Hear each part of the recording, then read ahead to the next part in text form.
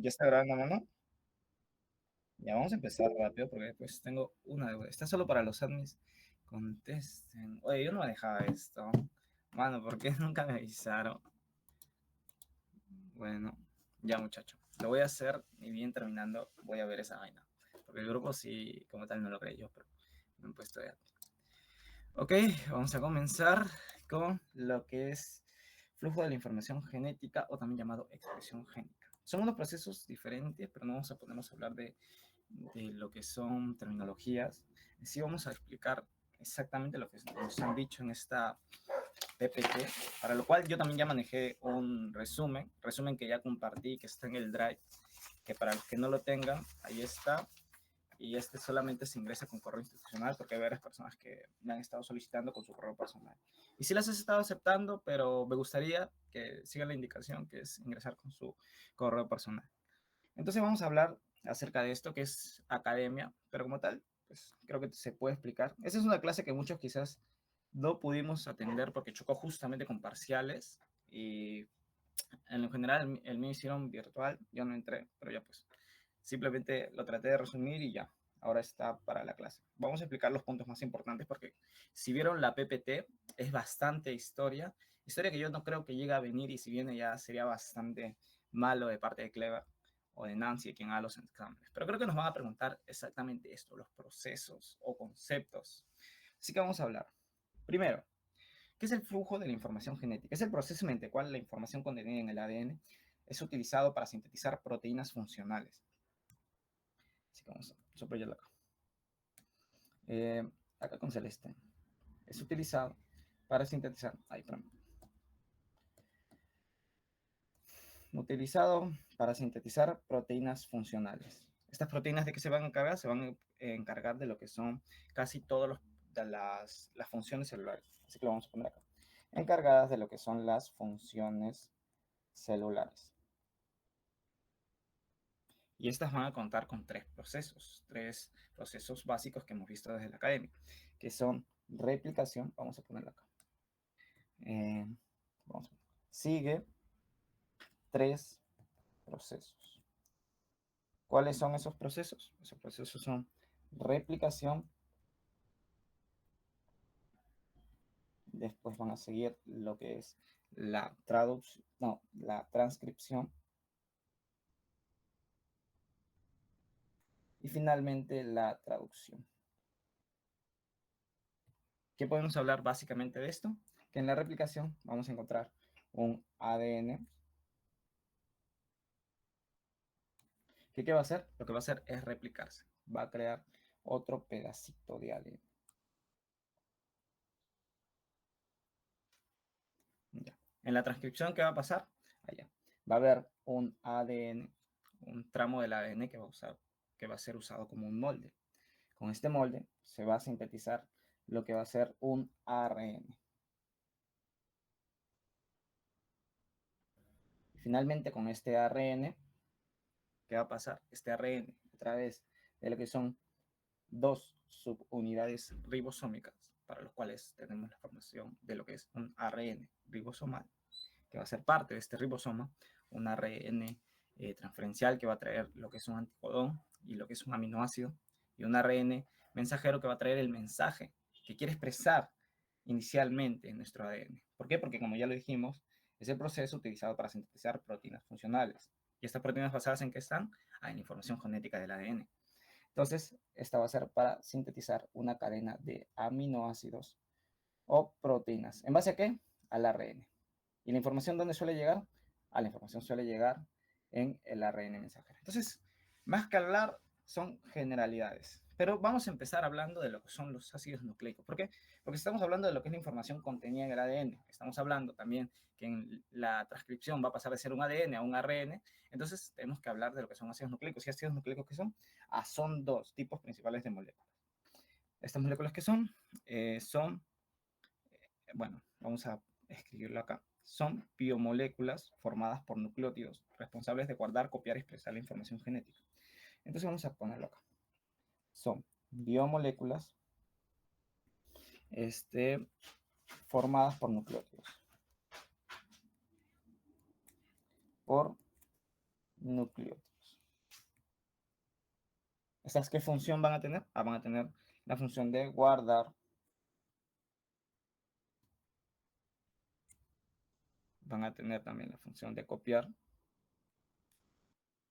y expresar, que es la información genética.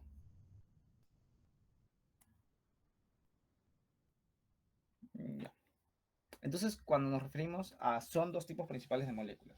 ¿A cuáles nos referimos? A las que ya conocemos, a las que son el ADN y a las que son el ARN. Ya. Ahora, ¿cómo conocemos también al ADN? Tiene su nombre, que es mucho más largo, que este es el ácido desoxi... Esperen aquí, no sé si me confundo, pero que es con doble R, creo. Ribonucleico.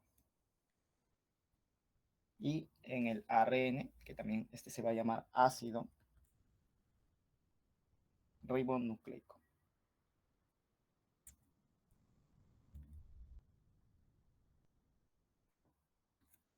Ya.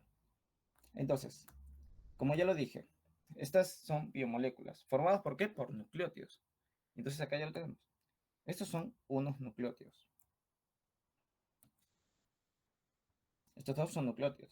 La diferencia es que un nucleótido pertenece a lo que es un ARN y un nucleótido pertenece a lo que es el ADN. Ahorita lo vamos a diferenciar. Primero vamos a ver de qué está conformado un nucleótido. Vamos a poner. Cada nucleótido está formado por tres partes. Y en esta vamos a encontrar lo que es una base nitrogenada. ¿Cuál es la base nitrogenada? Vamos a hacer, por ejemplo, a una. Esta sería la base nitrogenada, la que estoy señalando acá. Si nosotros nos ponen quizás una fórmula química, porque esta es la fórmula química, todo esto de acá, ya. ¿Cómo reconoceríamos que es una base nitrogenada? Simple, pues porque tiene como que, pues, o sea, según yo, la mnemotecnia es como tiene nitrógeno y acabamos una N, entonces así de manera fácil podremos reconocer que esa es la base nitrogenada. Claro que es algo que deberíamos saber, pero por si acaso para gente que no domina, es una manera de cómo reconocer que esta es la base nitrogenada. Entonces hay que ponerla acá. Base nitrogenada. Y esta base nitrogenada, ¿de qué se encarga? Esta base nitrogenada se encarga de, vamos a poner acá, llevar la información.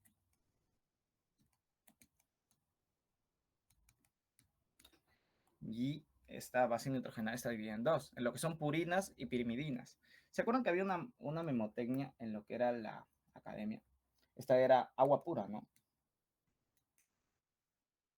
Esta memotecnia nos ayuda a recordar que una purina, vamos a ponerla por acá con otro colorcito, una purina estaba conformada en lo que era adenina y guanina.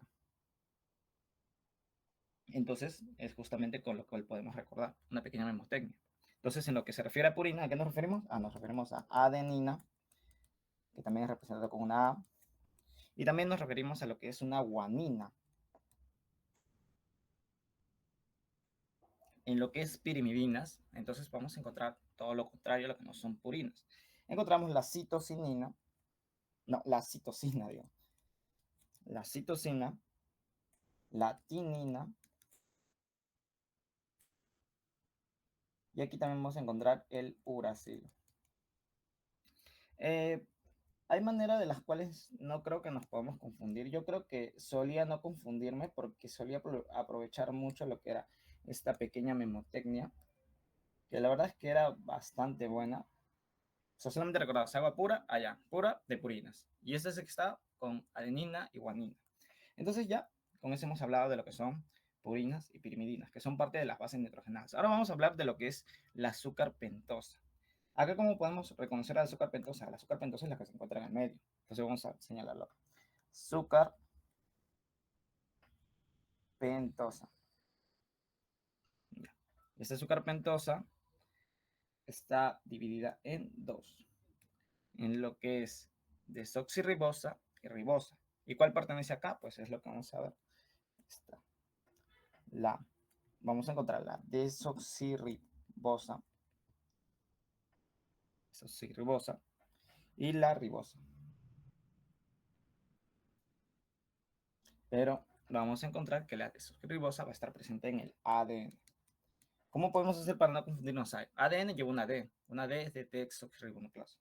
Entonces ya. Y tenemos una ribosa que ya, pues, como empieza con R, podemos relacionarlo a ARN. Y listo. También vamos a encontrar otro, la tercera parte de un nucleótido. ¿Esta cuál es? Este es el grupo fosfato. Acerca del grupo fosfato, podemos decir, no sé si sea necesario, pero podemos decir que este es derivado del ácido fosfórico.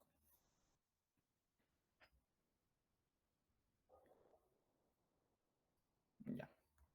¿Y dónde podemos sacar? Pues si ya encontramos que esta parte es la base nitrogenada y esta parte es la azúcar pentosa, entonces la parte que queda por acá, esta es la parte del grupo fosfato. Disculpen. Grupo fosfato. Ahora, ya hemos hablado de que estos dos nucleótidos, porque ambos son nucleótidos, son parte de lo que es un ADN y lo que es un ARN. Pero, ¿cómo los vamos a diferenciar? Ya. Primero hay que entender una cosa. En la estructura química está la diferencia. ¿Y cuál es la diferencia? Que vamos a encontrar, primero, el azúcar pentosa está dividido en lo que son 5 carbonos. ¿Cuáles son esos 5 carbonos? Vamos a acá analizarlo. Aquí vamos a encontrar el primer carbono. Aquí vamos a encontrar el segundo carbono, el tercer carbono por acá, el cuarto carbono por acá. Y aunque no parezca y aunque esté fuera, este va a ser el quinto carbono. Porque quizás una pequeña confusión al ver la fórmula química es que pensemos que solamente tiene 4 carbonos, tiene 5. Un carbono está fuera. Pero ¿qué va a pasar? En el carbono 2 va a estar la diferencia. ¿Por qué? Porque mientras en uno presenta OH, ya por acá. A ver, no me está gustando, cómo me está quedando. Ya, espera. Te lo borro, te lo borro. Mientras en uno vamos a encontrar OH, en otro vamos a encontrar H. Allá. ¿Y esto cómo lo vamos a identificar allá? OH va a aparecer cuando sea un ARN. Entonces el nucleótido que está acá, este nucleótido, vamos a poner más acá arribita, este nucleótido es de un ARN. Y el nucleótido del costado, ahí este es un ADN.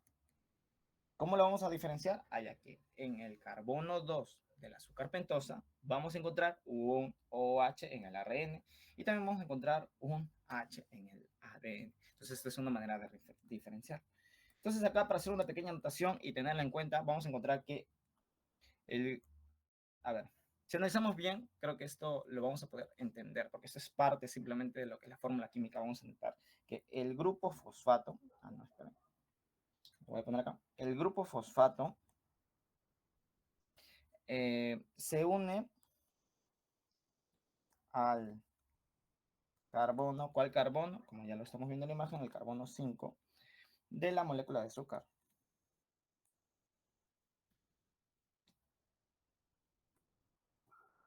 Y también vamos a encontrar que en ambos, tanto en ADN como en ARN, la base nitrogenada se une al carbono 1 de la molécula de azúcar. Entonces estas son generalidades. Ahora vamos a hablar de una pequeña regla que vamos a encontrar en los ácidos nucleicos. ¿En cuáles especialmente? En la base nitrogenada. Porque hay una regla que las bases nitrogenadas siguen, que se llama la regla de Chargaff. Esto, como ya lo dije, es para las bases nitrogenadas.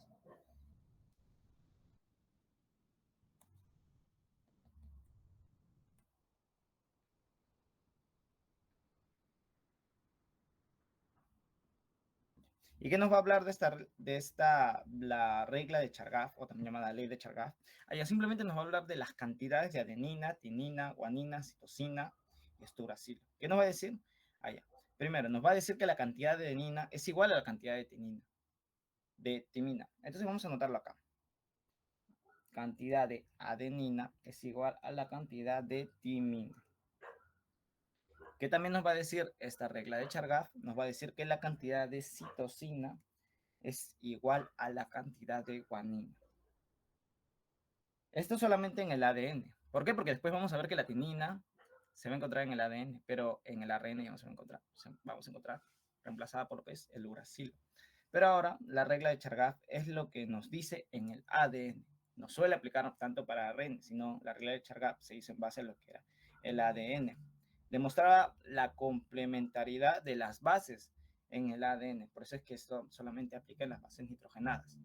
Pero esta regla creo que ya muchos la conocen porque es de academia. Así que por ahora hemos hablado de lo que son generalidades más que todo. Quiero saber si hay una duda hasta el momento, si no para seguir avanzando. Yo suelo hacer una diapo y suelo seguir avanzando. Por ahora todos me dicen que está todo bien. ¿Sí? Ya, listo. César, ¿todo bien? ¿Se va entendiendo? César, carajo. Bueno, todo bien.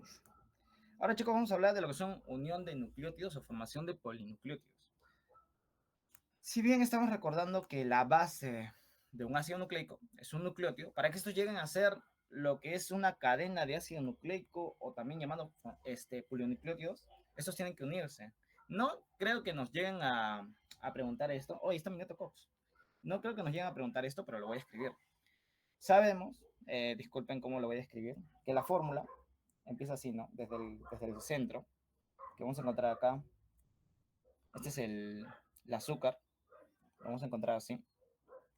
Ahorita, por el tema de que estamos hablando más del ADN, vamos a dibujar un ADN. Acuérdense que está el grupo hidrógeno, acá el grupo OH. Acá vamos a encontrar a lo que es la base nitrogenada. Vamos a encontrar nitrógeno acá. Acá va. Esto también me parece que lo vimos en el tema de química, en el primero de la segunda unidad. No, no hay que memorizarlo tampoco. Yo ahorita lo estoy haciendo para explicarlo más que nada. Ya. Ya. Por acá también vamos a encontrar lo que es el grupo fosfato. Esto, el CH2, acá el oxígeno, acá el fósforo, por acá el OH. Esperen, esto creo que lo puedo bajar. Sí, para que se vea un poquito más ordenado. El grupo oxígeno, acá el OH. Ya. Entonces, este es un nucleótido, ¿no? Ya. Pero entonces, ¿qué pasa cuando se une con otro nucleótido? Acá vamos a tener que identificar nuevamente lo que son los carbonos a los cuales se van a unir, porque esto va a ser parte fundamental de una regla. Recordemos que este es el primer carbono, este es el segundo carbono, este es el tercer carbono y este es el cuarto, que lo he hecho bastante alejado ahora que lo veo. Voy a tratar de corregir por acá, si no, si no más. Ya, listo. Acá también, para que no haya problemas. Ya, listo.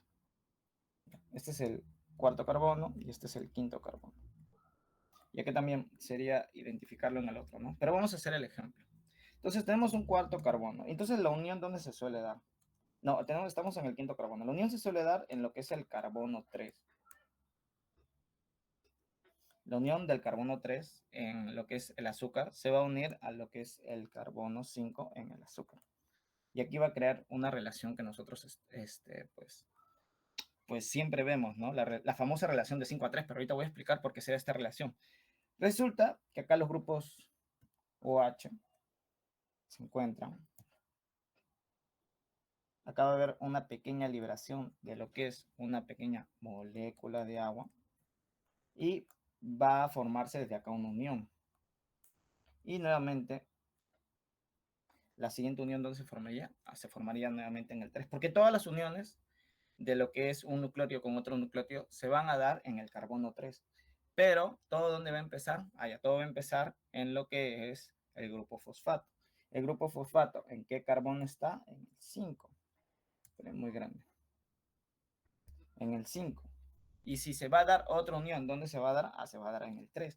Entonces, por eso solemos decir que los nucleótidos se unen mediante el enlace fosfodiéster, porque el enlace que estamos creando acá, este enlace se llama enlace fosfodiéster.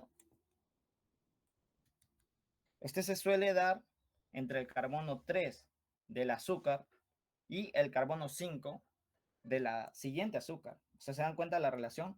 Acá podemos ver, el carbono 5 no está afectándose, ¿no? Pero en el carbono 3, ¿qué va a pasar? Se va a unir a otro nucleótido. Otro nucleótido que se está uniendo mediante su grupo fosfato en el carbono 5. Y entonces, si empieza en un carbono 5, ¿dónde se va a añadir el otro? Se va a añadir en un carbono 3. Entonces, por eso decimos que esta unión genera una cadena con dirección de 5' a 3'. Y esto es muy importante para los que son los futuros procesos. Vamos viendo que acá ya tenemos una cadena más desarrollada. Como vemos acá, acá tenemos el grupo 5, que es el que va a comenzar. Después, ¿dónde se va a dar la unión? La unión se va a dar en el grupo 3. Se va a unir con ¿qué? Con un grupo 5. Pero si quieres unir otro, ¿dónde se va a dar? Se va a dar en el grupo 3. No, este no es el grupo 5. El grupo 5 es este. Creo que tampoco me equivoco. Sí, acá me equivoco. El grupo 5 es este. Ya. El grupo 5, después en el grupo 3. Después, ¿dónde se va a dar la siguiente unión? En el grupo 5. Pero ¿dónde se va a dar la siguiente unión? En el grupo 3. En el grupo 3. Entonces vamos a crear esta formulota de acá. Fórmula que no creo que nos pidan, porque, o sea, para simplificarlo con imagen, nos dan siempre lo que es esta cadena de acá.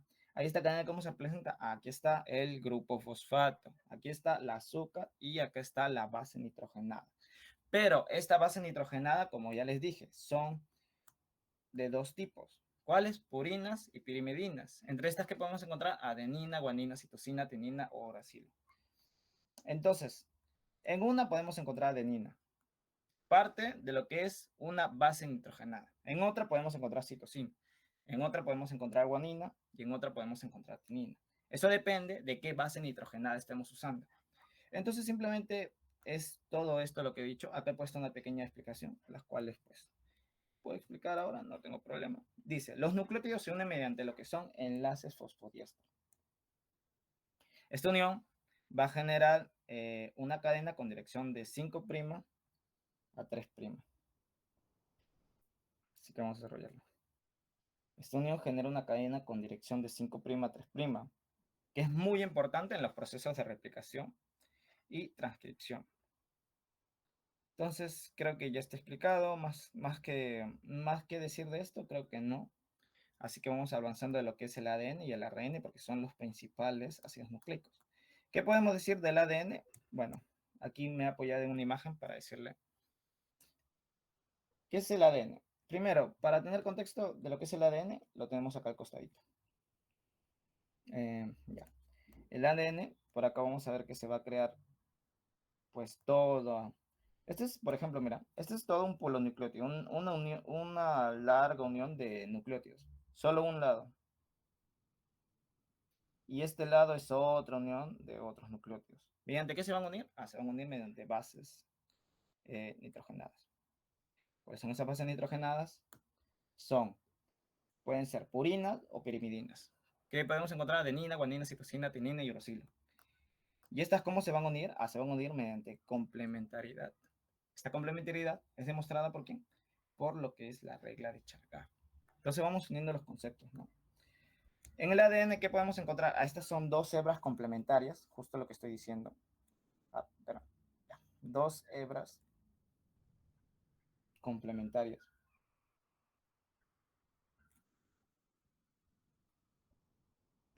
Que van a seguir lo que es la regla de Chargaff.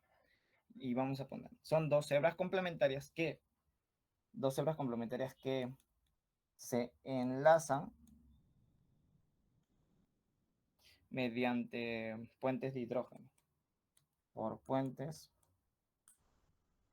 de hidrógeno de las bases nitrogenadas.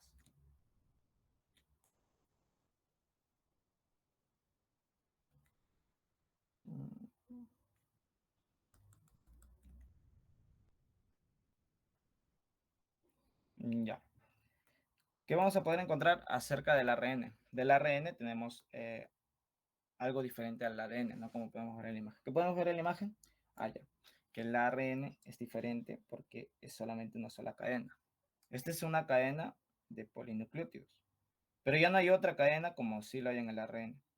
Entonces, este es solamente una sola hebra. ¿Por qué? ¿Por qué solamente una sola hebra? Ya, esto es por la función que tiene el ARN. ¿Por qué? Porque recordemos que el ARN va a servir para lo que es el proceso de expresión del ADN. Y cuando lo vemos con una sola cadenita, es porque este es así por su función. No va a cumplir la función como tal del ADN, que es guardar información genética. Y para guardar esta información va a necesitar de lo que es la complementariedad de bases nitrogenadas. Esta va a servir más que todo para lo que es la expresión genética. Ahora vamos con una característica del ADN y del ARN, que estas sí van a tener la diferencia. La diferencia más clara, que son la que el ADN son dos hebras complementarias. La otra diferencia es que el ARN es una sola hebra complementaria. No, una sola hebra, no complementaria. Ya. ¿Qué tenemos de decir del ADN? El ADN es muy estable. ¿Y qué podemos decir del ARN? El ARN es más inestable. Y debido a que su función es más que todo la expresión genética del ADN, esto solamente va a ser temporal. Entonces es más inestable y temporal. Ejemplo, ¿cuál podría ser el ARN ribosomal? El ARN ribosomal sirve para la expresión genética de un ARN mensajero. Pero ¿qué pasa cuando termina la expresión del ARN mensajero? Cuando llegan los codones stop, allá, lo que van a pasar es que las subunidades de los ribosomas se van a deshacer. Y entonces para lo cual en que hay en las subunidades de ribosomales, allá, lo que hay es el ARN ribosomal. ¿Y solamente para qué ha servido? Ha servido para la expresión genética exacta de ese ARN mensajero. Entonces es algo temporal. ¿Por qué es estable y por qué es inestable? Simple, vamos a su composición química. Es más inestable el ARN por la presencia del OH. ¿Por qué? Porque el OH, a diferencia del ADN que tiene solamente un hidrógeno, pues este OH va a ser más propenso a lo que son mayores reacciones, a lo que esto no lo tiene el ADN, incluso lo podemos encontrar en su nombre. ¿Por qué creen que al ADN se le conoce como ácido desoxirribonucleico? Porque no cuenta con un OH como tal. O sea, no cuenta con dos OH, cuenta con uno. En cambio, el ADN cuenta con un hidrógeno, lo que es el carbono 2. Entonces, debido a este OH, vamos a encontrar que este es más inestable, porque es más propenso a las reacciones. A diferencia del ADN, que es muy estable, debido a que no tiene este grupo OH. El su carbono 3 tiene un grupo H nada más, un hidrógeno. Entonces, vamos a poner, ¿por qué es muy inestable? ¿Por qué es más inestable? Simplemente por la presencia del OH.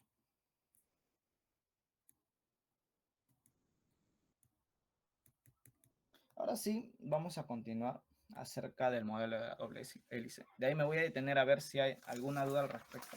Tenemos que avanzar porque este tema sí son bastantes cositas.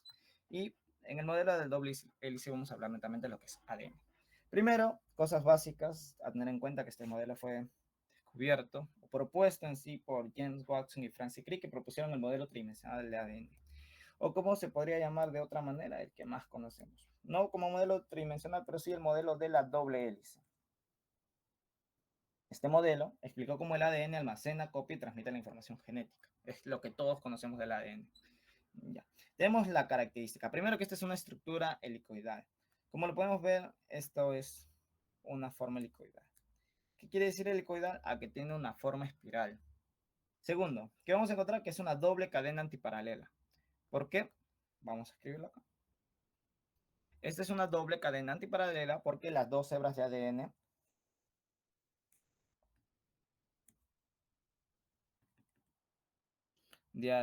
tienen direcciones opuestas. Tienen direcciones opuestas. Acá lo vamos a poder. Mientras vemos que una hebra tiene una dirección de 3 a 5, otra hebra tiene otra dirección de 3 a 5. Entonces, mientras uno empieza en 3, el otro en que va a empezar en 5. Y el otro, mientras en una acaba en 3, el otro en que acaba en 5. Pero esto es esencial para lo que es la replicación y la transcripción.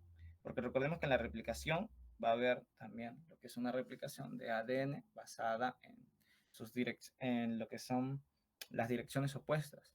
Y en lo que es la transcripción, también recordemos que el ARN se sintetiza de manera opuesta a la cadena molde de ADN. Sigamos. Hay complementariedad de bases, que esto es lo que ya hemos hablado antes. Esto van a asegurar que las copias del ADN sean exactas. Entonces, para lo cual, netamente en el ADN, nosotros vamos a encontrar adenina y vamos a encontrar guanina. Pongamos, en una hebra encontramos adenina y guanina. ¿En qué encontraríamos en la otra hebra? En la otra hebra, de manera complementaria, hallaríamos timina y para la guanina hallaríamos citosina. Ahora, tenemos una característica entre la adenina y la timina con otra característica de la guanina y la citosina. ¿Cuál es esta? Que entre la adenina y timina, si bien hay puentes de hidrógeno, va a diferir mucho de lo que es la guanina y citosina. ¿Por qué? Porque entre la adenina y timina hay 2 puentes de hidrógeno. Entre la guanina y la citosina hay 3. Entonces, es una característica que voy a apuntar acá. Esta se une mediante 2 puentes de hidrógeno. Y esta es a través de 3 puentes de hidrógeno.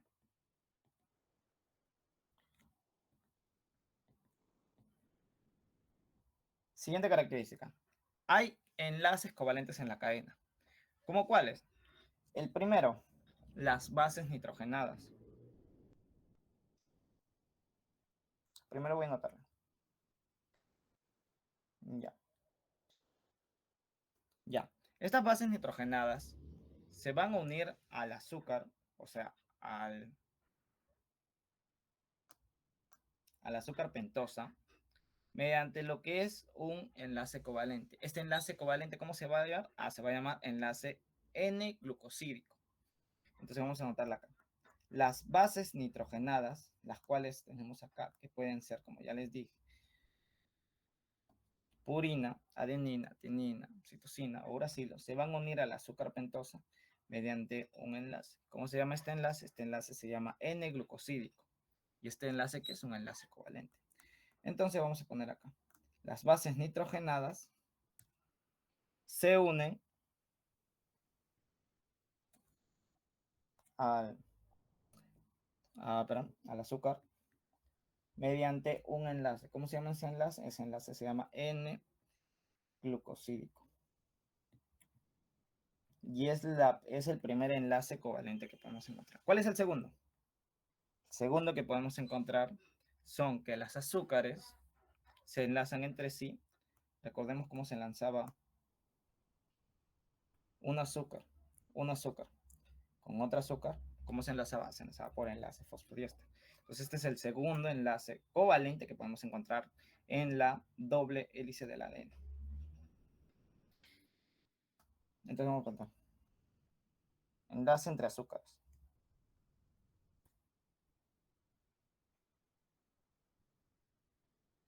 ¿Cómo se llama este enlace? Este enlace se llama enlace fosfodiéster.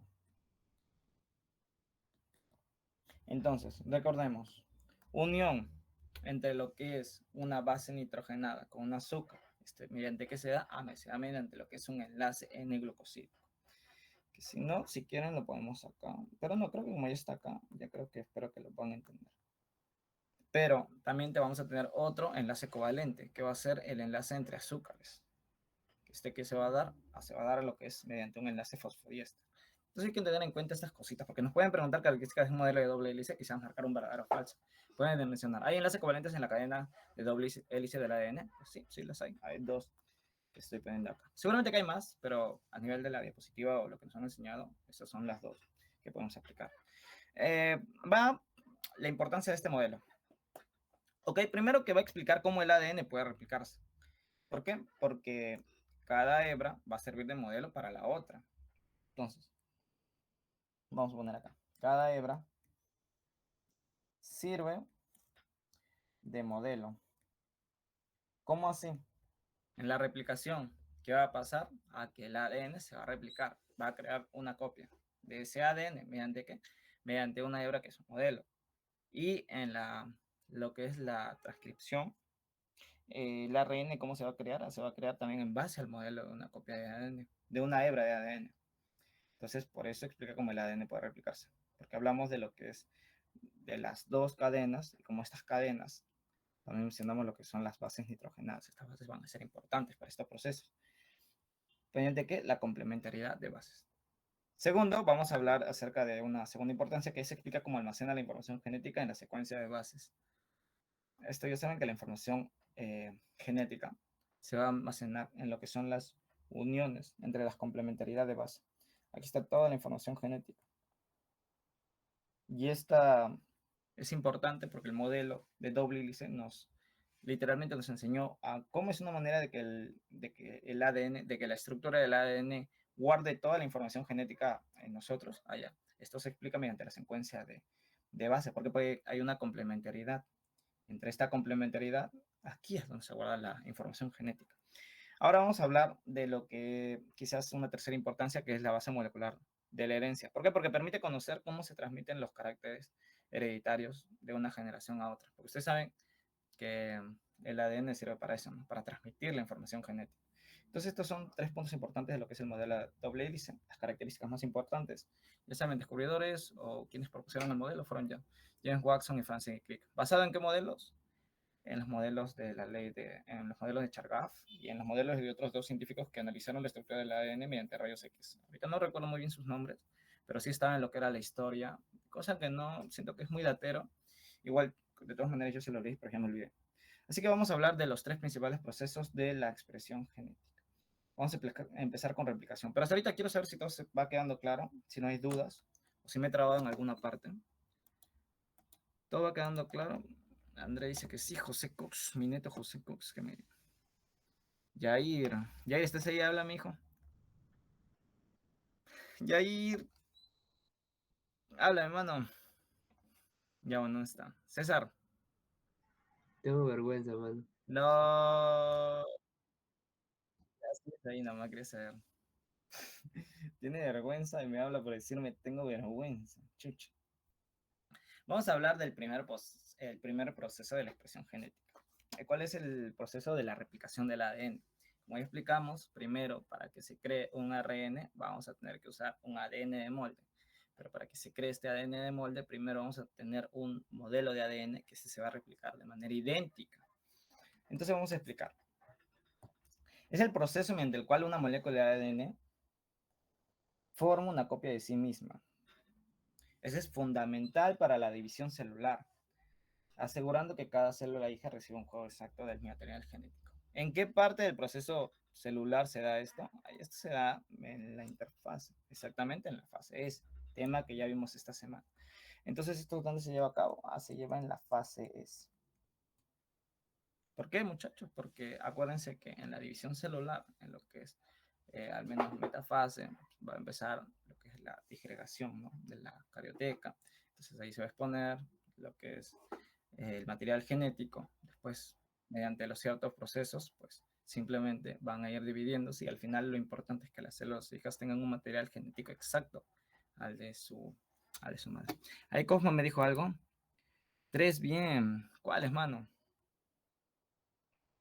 No entendí. Ya. Entonces vamos a tener en cuenta otra característica. Este proceso es semiconservativo. ¿Por qué? Porque van a haber 2 hebras. Ya les dije. Va a haber una hebra que es, quizás así llamarlo, la hebra vieja y la hebra nueva. Entonces hay 2 hebras. La vieja y la nueva. ¿Y qué va a pasar aquí? A que va a haber que cada molécula nueva va a conservar un pedazo de lo anterior. O sea, va a haber una conservación. ¿Por qué? Porque una está sirviendo de modelo. Y para que se replique de todas maneras, de igual manera, o sea, ya. Esta es una hebra, la hebra vieja. ¿Qué va a pasar? Simplemente que entre estas dos se van a crear otras dos en base a estas hebras modelo. Tenemos uno por acá y tenemos otro por acá. ¿Y cómo va a terminar? Esto va a terminar así, ¿no?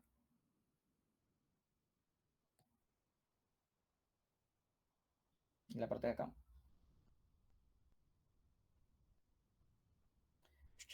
No sé dibujar, gente. Ya. Y acaba, no, su unión de bases nitrogenadas.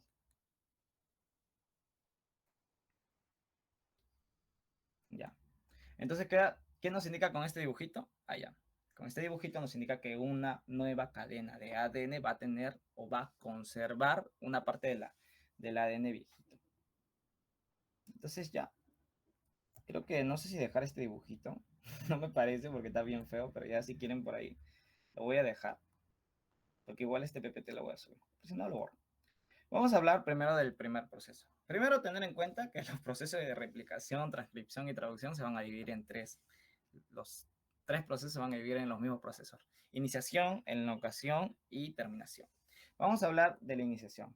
Este proceso de acá es de mi resumen que ya subí al Drive, pero yo lo voy a explicar. No que explicarlo y escribir todo esto, pues va a ser un montón de tiempo. Pero lo voy a explicar apoyándome con imágenes.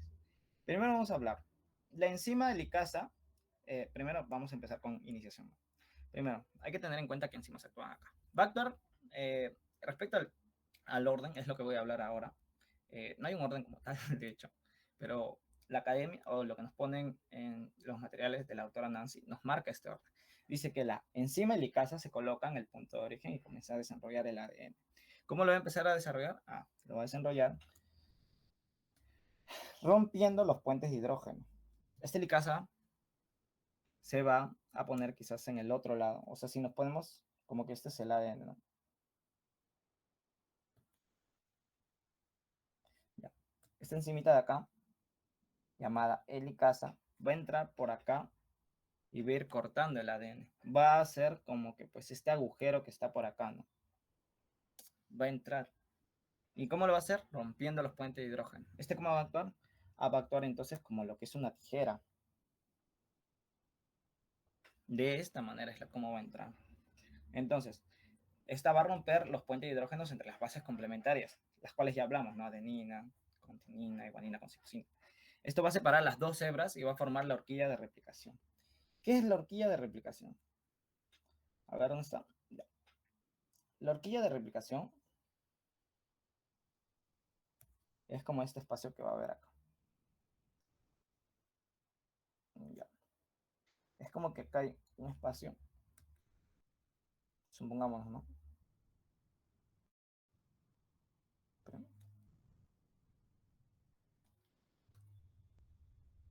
Ya. Es como el espacio que ha hecho la pequeña helicasa. Ha hecho todo un espacio acá. Esta acá ya no ha podido cortar. ¿Por qué? Porque vamos a ver que aquí va a actuar otra enzima. Pero en la parte de acá, en el hueco que ha dejado, aquí se va a ir sintetizando lo que es una cadenita nueva de ADN. ¿Y cómo se llama el proceso donde se lleva a cabo la nueva síntesis de la hebra de ADN? Aquí el lugar donde se lleva a cabo se llama burbuja de replicación. Burbuja de replicación. Que acá lo van a tener mucho más grande, de hecho, todo el espacio. Es literalmente como el espacio para trabajar. Ya. Ok, vamos a seguir. Al ir desenrollando la parte superior del ADN, esta se va a empezar a superenrollar. ¿Cómo así? Lo que pasa es como... Tenemos esta analogía. El ADN es como algo así que está enredado, ¿no? Así enredado. ¿Y qué pasa si le cortas en una parte? Si tú le cortas en una parte, en vez de que se desenrolle, en realidad lo que vas a hacer es enrollar un poquito más la parte de adelante.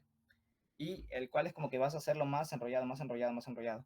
Y cuando está demasiado enrollado, la helicasa no va a poder cortar. Entonces ahí va a actuar otra enzima. Esta enzima, ¿cómo se va a llamar? Se va a llamar topoisomerasa.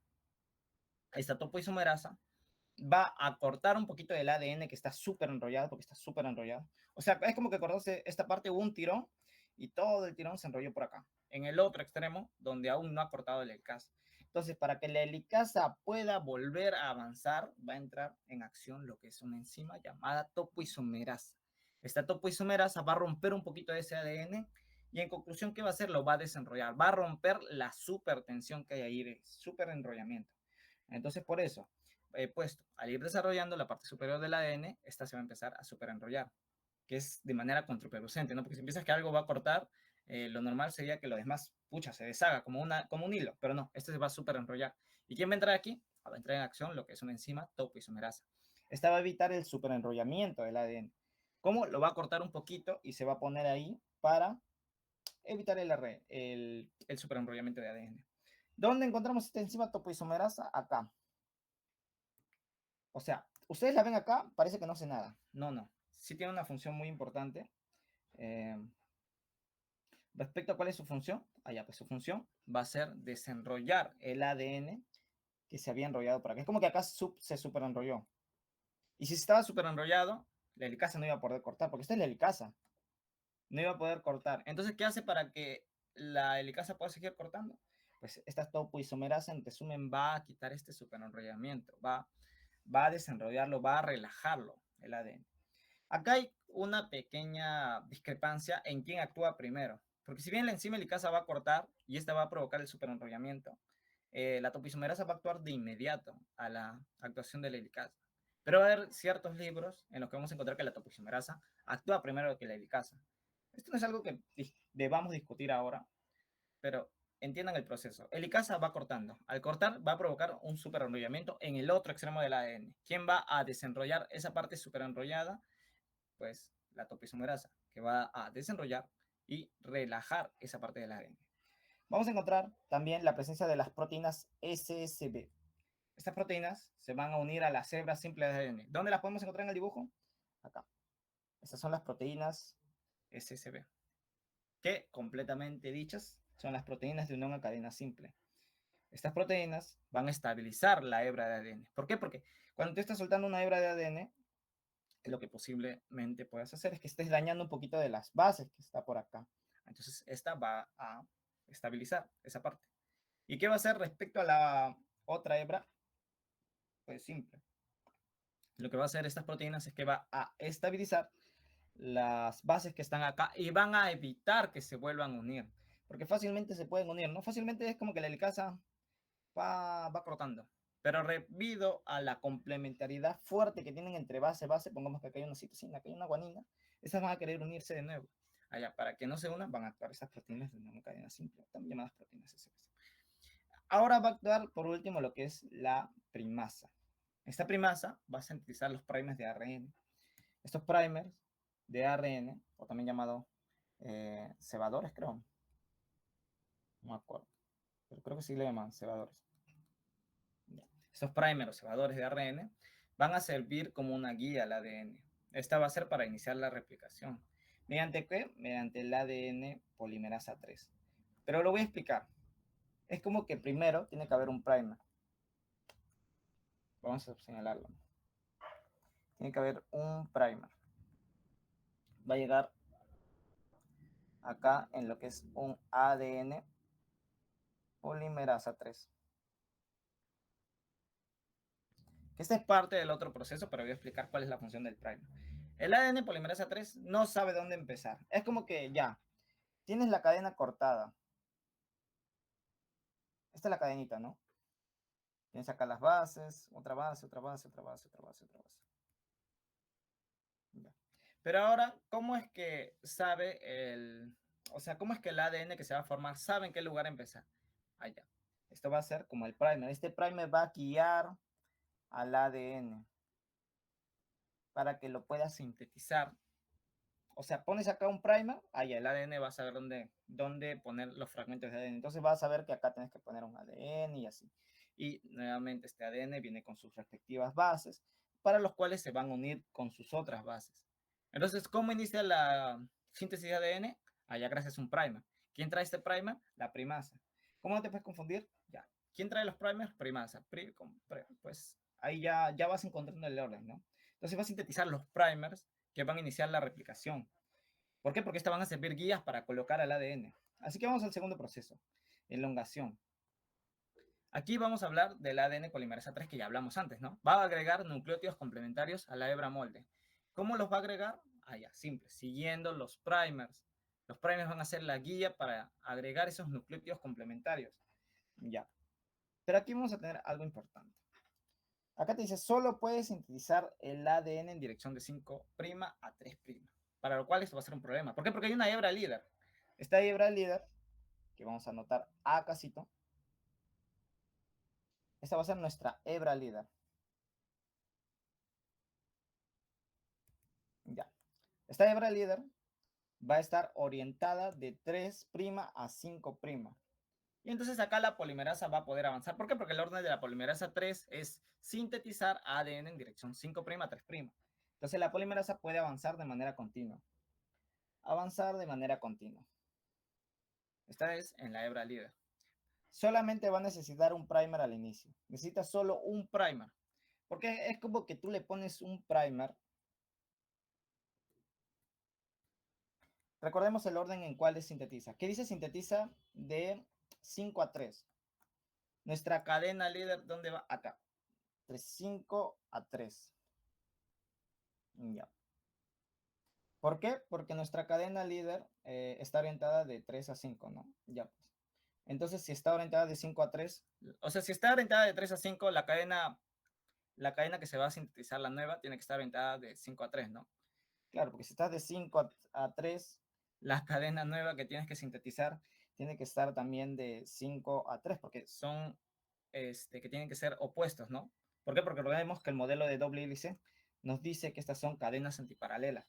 Entonces, si una cadena es de 3 a 5, la cadena que se va a sintetizar tiene que ser de 3 a 5, tiene que ser opuesto.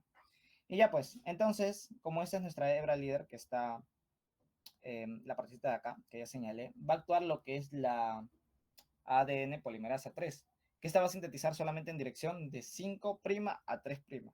Entonces, ¿qué va a hacer? Va a poner un primer de codón de inicio y como la síntesis va a dar naturalmente en ese orden, entonces va a sintetizar de largo. Es como que no va a tener problemas. ¿Dónde va a tener problemas? En sintetizar algo que está en contra de su dirección. ¿Por qué? Porque vamos a entender lo que es una hebra retardada, o también llamado rezagada. Pero vamos a ponerlo acá. Esta va a ser nuestra hebra retardada.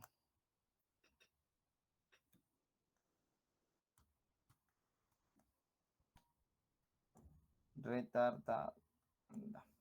Esta hebra retardada ya nos va a ir en dirección de 5 a 3. ¿Por qué? Porque la hebra retardada, ¿en qué dirección va? De 3 a 5. Entonces su síntesis va a ir de dónde? De 5 a 3, ¿no? Que es justamente lo que podemos ver acá. 5 a 3. ¿Y cuál es el problema aquí? El problema es que la ADN polimerasa 3 solo puede sintetizar ADN en dirección de 5' a 3'. ¿Y en qué dirección va esto? Ya, pues esta va en una dirección contraria. Ahora, ¿cómo es que aquí